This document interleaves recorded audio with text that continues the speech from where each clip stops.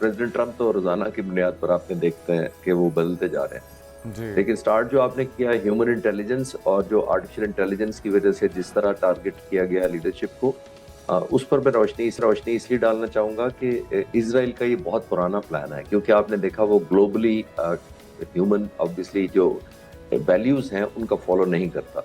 वो तमाम वो एथिकल प्रैक्टिसेस जो नई दुनिया नॉर्मली करती है वो नहीं करता, और वो एज अ स्टेट पॉलिसी नहीं करते। अनफॉर्चुनेटली होता ही है कि ऐसे टेररिस्ट ग्रुप जब नहीं करते तो वो तो टेररिस्ट ग्रुप होते हैं, जी। लेकिन दुनिया में एक शायद ये वाहिद स्टेट है और जो इस तरह के कोई लिहाज नहीं करती है कैसे। उसके लिए वो जाहिर है हमास का देखा आपने, हिजबुल्लाह का देखा, हानिया का देखा, ईरानी लीडरशिप का देखा, इनके साइंटिस्ट का देखा, तमाम के तमाम को ये अपनी मुसायद को पहले पेनिट्रेट करते हैं, फिर उनको ट्रैकिंग करते हैं मुख्तलिफ डिवाइसेस के जरिए। इवन मेरे हाथ में जो मोबाइल है आपको पता है कि इसकी लोकेशन ना भी ऑन करूँ, अगर आप इसका माइक ना भी ऑन करें तो रीड करता रहता है ये आपको। इस तरह की टेक्नोलॉजी और इस तरह के ट्रैकर्स ये इंस्टॉल कर देते हैं मुख्तलिफ गाड़ियों में, मुख्तलिफ ह्यूमन जो पर्सनल होते हैं उनके। और जिस तरह जो पेजर का इस्तेमाल किया गया था वो भी हमें याद है।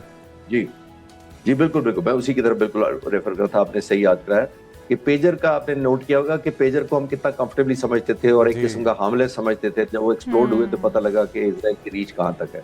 तो ये पहली दफा नहीं किया, इजराइल इस पे बहुत ज्यादा काम करता आया है, बिकॉज उसकी एक जैसे मैंने कहा स्टेट पॉलिसी है कि जिसको लीडर को दुनिया में चाहे वो किसी भी जैसे मैंने कहा ग्रुप का हो, उसको अगर ये एलिमिनेट करना चाहते हैं सबसे ज्यादा ये आर्टिफिशियल इंटेलिजेंस और इस तरह के डिवाइसेस का हिस्सा मदद लेते हैं। एक बात।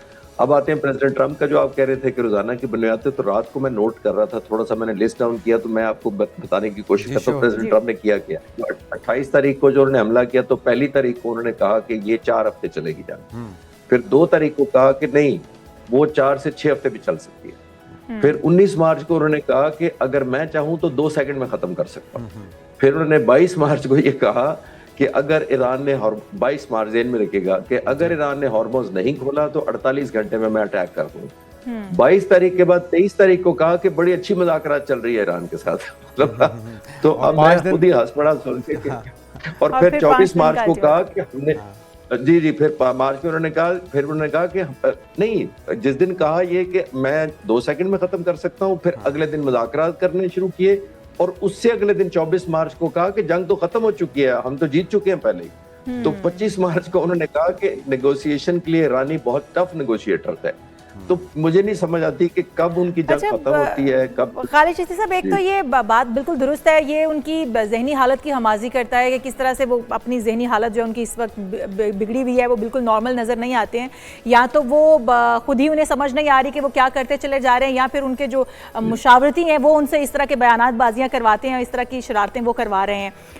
लेकिन अगर हम ओवरऑल सूरत हाल वैसे देखें तो मुज़ाकरात की टेबल पर तो वो खुद भी शायद लगता है नहीं है कि वो आना चाहते हैं। अगर एक तरफ वो जंगबंदी कहते हैं, जंग जीत चुके हैं, मुज़ाकरात कर रहे हैं, लेकिन दूसरी तरफ जंगबंदी अगर इन शराइत पर करनी है कि आप ईरान को साथ साथ धमकाएंगे भी, साथ साथ थ्रेटन करेंगे और उनके ऊपर मजीद जो है अटैक्स करने की कोशिश करेंगे, और जिस तरह का इन्होंने जंग जिस तरह से मुसल्लत की है, जिस तरह से शुरुआत की है कि फर्स्ट अटैक के अंदर ही बच्चियों को शहीद किया जाना, स्कूल को अटैक किया जाना और उसके बाद सुप्रीम लीडर को शहीद कर दिया जाना, तो क्या डोनाल्ड ट्रंप ये सोचकर बैठे हुए थे कि पहले ही दिन अगर सुप्रीम लीडर को या सीनियर लीडरशिप को अगर शहीद कर दिया जाता है और इतना बड़ा धचका जिस तरह बच्चियों का नुकसान लॉस हुआ, शहादतें हुई, तो उसके बाद ईरान बैकफुट चला जाएगा? तो वो एक दिन की जंग सोचकर शायद वो मैदान में उतरे थे, लेकिन वो मजीद जो है उसको बढ़ावा मिल गया और ईरान जो है वो डट गया।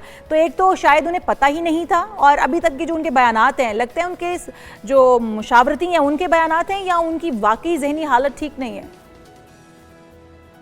इशाल देखिए, मैं ये अर्ज करता चलूं कि जंग में 2 चीजें होती हैं। नंबर 1, आप जाहिर है जब को हमला करता है, और खास तौर पर मैं अक्सर कहता हूं कि जो इनिशिएटिव लेता है या जो ऑफेंस लॉन्च करता है, इस सूरत में अमेरिका और इजराइल ने किया, उसको बहुत बड़े एडवांटेजेस होते हैं। यानी डिसीजन मेकिंग उसके पास होती है, जंग का टाइमिंग उसकी मर्जी के होते हैं, किस जगह टारगेट करना है उसकी मर्जी का होता है, सरप्राइज उसकी मर्जी का होता है, किस इंटेंसिटी से करना है, कितने जहाज लाने हैं, कितने सबमरीन लाने हैं उसकी मर्जी का होता है, और सबसे बड़ा शॉक इफेक्ट क्रिएट करता है जो विक्टिम मुल्क होता है उस पर।